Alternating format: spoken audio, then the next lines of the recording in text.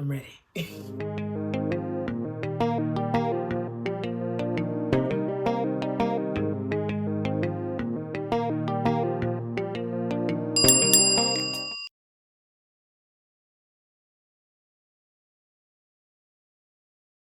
Hello, my name is Erica, and this is my story. So, I was born and raised in Fort Lauderdale, Florida. So, if you know anything about Lauderdale, it is a melting pot. So, I was born to two Haitian parents in the late '90s. Well, mid 90s. Yeah, in the mid '90s. I am one out of five children that were in the household at the time. So I have three older sisters, an older brother, and a younger brother. So I'm one of five, one of six ultimately on my mom's side. So that being said, growing up, I didn't really fit in much in my household. I can say that I was never really comfortable in my household, unfortunately.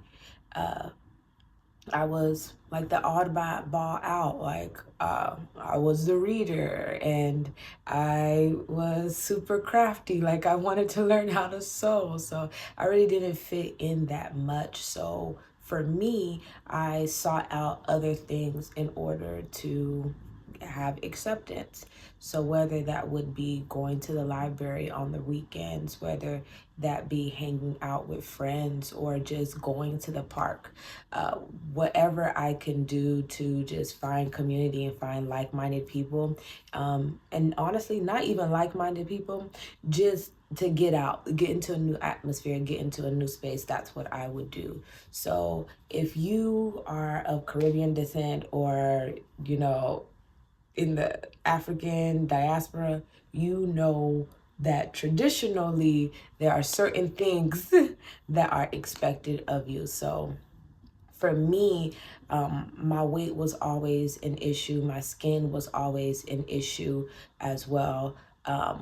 So those were like just points of attack. Now looking back at it, I can definitely see how just what led me to ultimately giving my life to Christ, has how those things started in my childhood that I had to deal with in my adulthood. So because of the atmosphere that I grew up in, I did not have confidence in myself.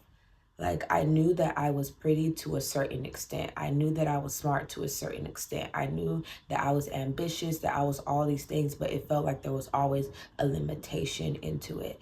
And because of the things that were constantly pinpointed and picked on about me, I unfortunately developed low self-esteem, but not outwardly projected. Body dysmorphia was something that I dealt with. Anxiety was something that I dealt with. Depression was something that I dealt with, which ultimately made me suicidal. So that, I would say, that on top of the different abuses that I went through in my childhood, I was inward. It's not funny, but that being said, those things in partnership with what was constantly picked on me is by the age of 6 was the first time I attempted to take my life. So I can say that even at a young age, I did have an idea of God. I grew up in the church. So my mom would take us to Sunday church. My mom would take us to Friday night prayers. Sometimes we'll go to Sunday night church. So it wasn't that I was absent an introduction into God. I can even recall as a child praying, like actually praying on people. I remember this one instance.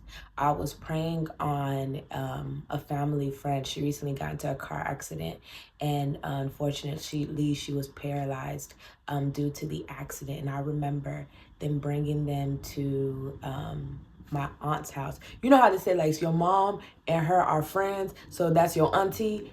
Yeah, they brought her to my aunt's house, and I remember praying on her legs. I remember praying on her legs, praying that God heal it, that God fix the damage in her legs and that she will be able to walk. That was me at 5, 6 years old. And at 5, 6 years old is when all of the abuse started and all the other things kind of just like skyrocketed. So I could see now as an adult from the very beginning how the same way how God is trying to catch you early and, you know, protect you, how the enemy can come and get you at the same time. So from there, I remember there was a incident, and I was being made fun of because I was praying. I was being made fun of because I could see things. I didn't know that at the time that those were all spiritual stuff, but I remember those moments. And that's when, as a child, I decided that I wanted to fit in.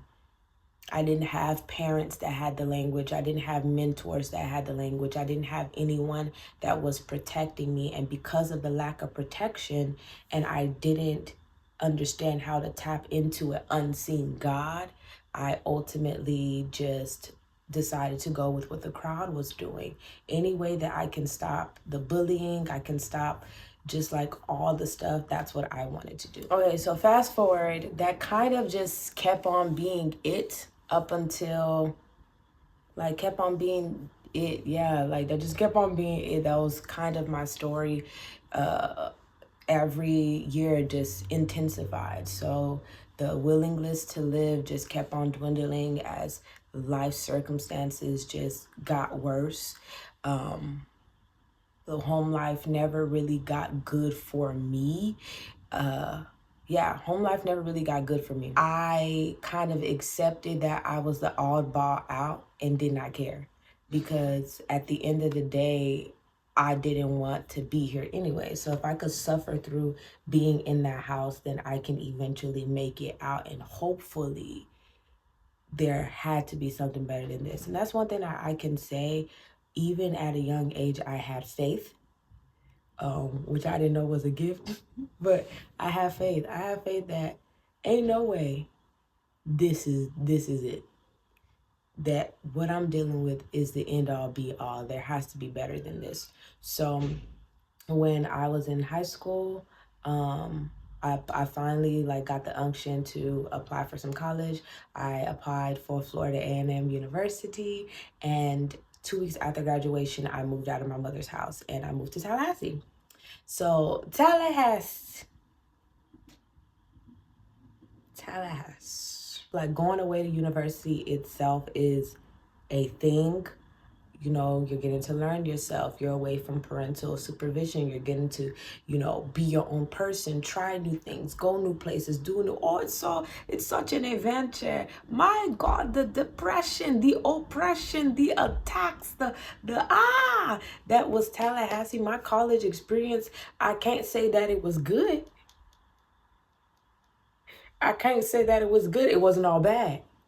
I had some times, I met some great people, I had great experiences, but the spiritual warfare that I was going through in Tallahassee for those 4 years was ridiculous.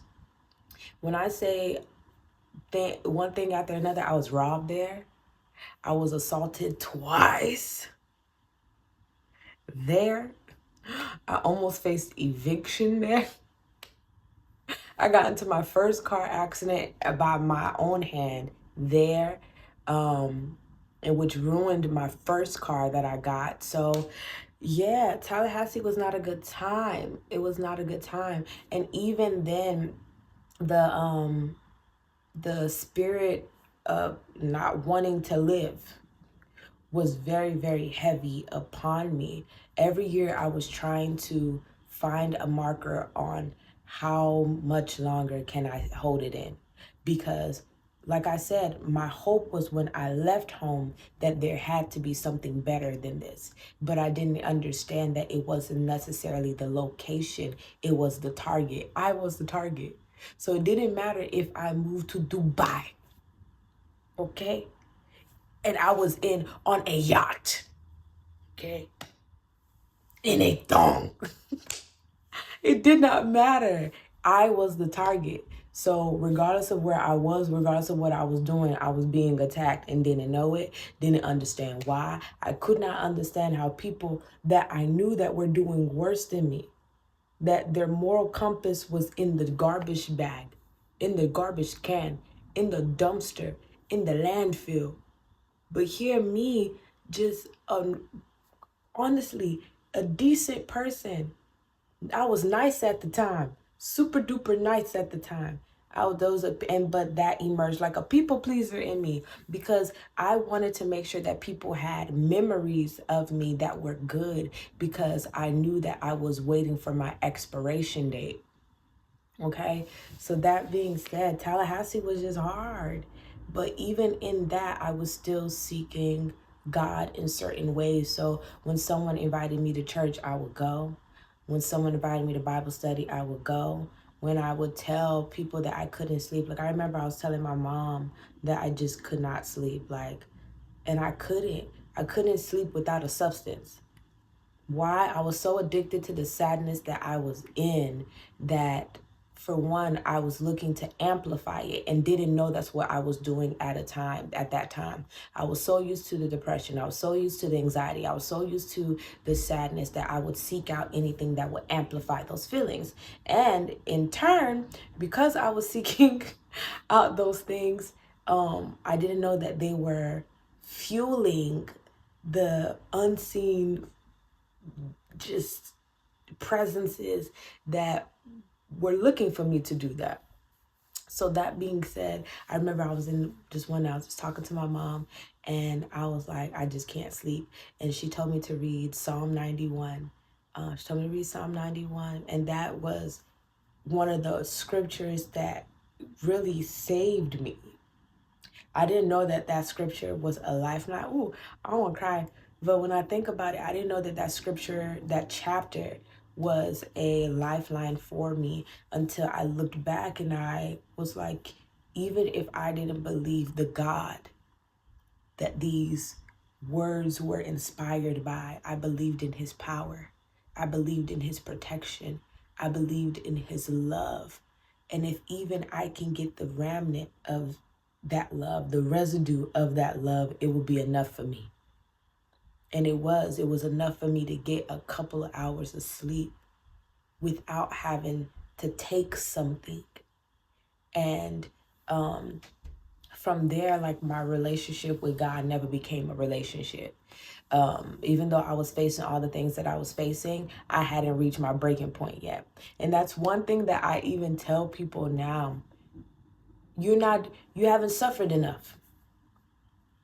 If you're not willing to try and give him a shot yet, even though you know he's the answer to your problems, like, you know it, because you have witnessed what he has done in the lives of others, and you know that he's the answer, but you're not willing to give up your lifestyle yet, you haven't suffered enough.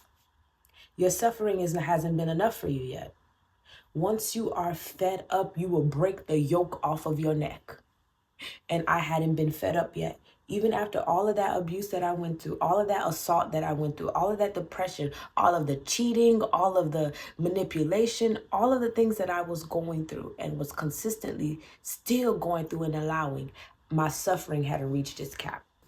Y'all, this gonna have to be a 2-part video, because the way I didn't expect this to be this long, but yeah, I'm just gonna break it into 2 parts. I'm trying to do 15-15, so it's not too much to digest. So yeah, thank you guys for listening. And as always, I'm sending you guys peace and love. There you go. Love